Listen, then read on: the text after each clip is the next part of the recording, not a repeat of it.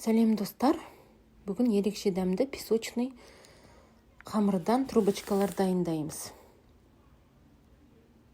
Осындай әдемі болып шығады. Дайындап көріңіздер. Өте дәмді, қолдан жасалған керемет трубочкалар. Ал кеттік. Ол үшін ұнымызға тоңазытқышта тұрған суық сары майды салып, кішкене пышақпен тоқтап аламыз. Одан кейін қолымызбен ұйқалап, ұнға езіп шығамыз. Енді дайын тұзымызды, жұмыртқамызды және қаймағымызды салып, жақсылап араластырып, қамыр илейміз. Дайын болған қамырымызды салафанға салып, тоңазытқышта 20 минут қойып қоямыз.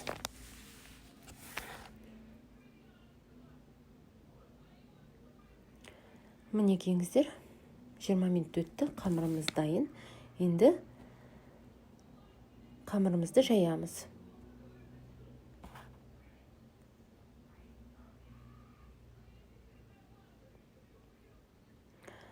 Бізге қалыңдау қамыр ұнайды.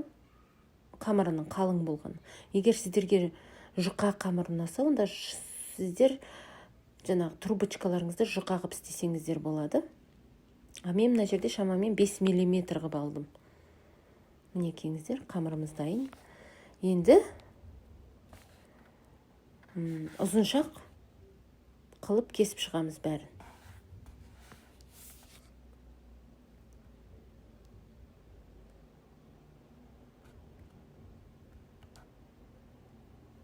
Мінекеңіздер, қамырымыз дайын. Енді осындай арнайы түтікшелерге қамырымызды ораймыз. Түтікшелердің бас жағында орын қалдырамыз. Өйткені піскеннен кейін алуға жеңіл болады, оңай болады.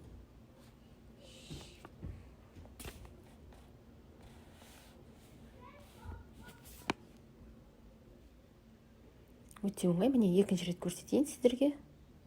Орай бересіздер. Еш қиындығы жоқ.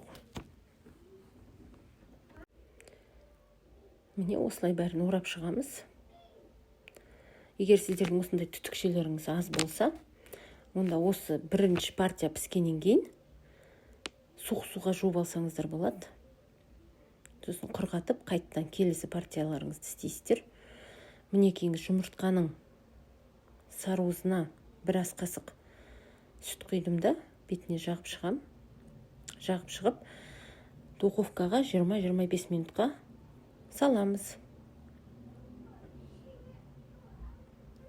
Енді осы трубочкаларымыз піскенше біз енді кремімізді дайындаймыз. Ол үшін біз ақуызды, жұмыртқаның ақуызын, 2 жұмыртқаның ақуызын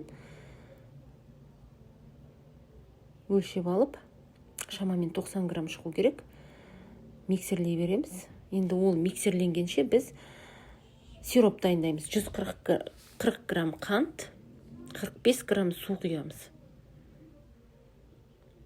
45 грамм су құйып,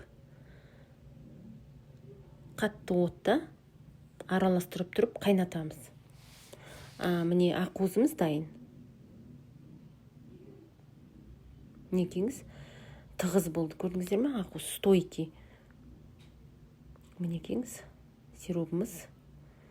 Міне қайнады. Енді қайнағаннан кейін 5 минуттай қайнатамыз. Жай отта, астын азайтамыз. Мына жерде көрдіңіздер ме? Міне лопаткада үзіліп тұр. Ал сироп дайын болған кезде міне үзілмеу керек. Енді ақу миксерімізді қосып, жайлап шетінен құямыз сиробымызды. Сиробымызды құйып, басында жайлап, одан кейін қаттысымен араластырамыз миксермен. Мінекеңіз, енді лимонный кислота қосамыз. Аз ғана, ас қасықтың ұшымен ғана. Қайтадан жақсылап араластырамыз.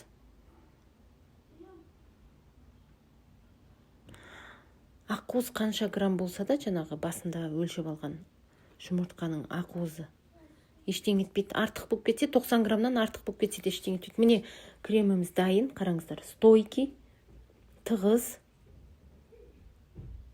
Енді осыны арнайы мешогымызға салып алып, дайын трубочкаларымыздың ішіне құйып шығамыз.